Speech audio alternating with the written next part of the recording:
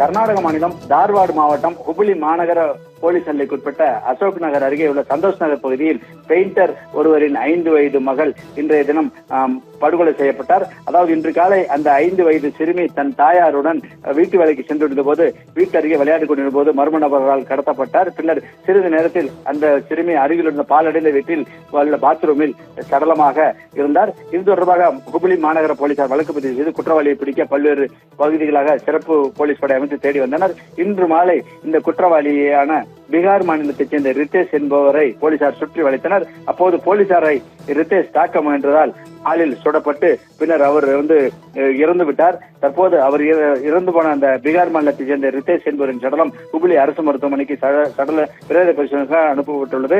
அதாவது போலீசாரை தாக்க முயன்ற போது போலீசார் தற்காப்புக்காக சுற்றதில் அவர் பலியாகியுள்ளார். இந்த நிலையில் அந்த போலீஸ் சப் இன்ஸ்பெக்டர் ஒருவரும் மற்ற போலீஸ் கான்ஸ்டபிள் இருவரும் காயமடைந்து தற்போது ஹுப்ளி அரசு மருத்துவமனையில் சிகிச்சைக்காக அனுமதிக்கப்பட்டுள்ளனர்.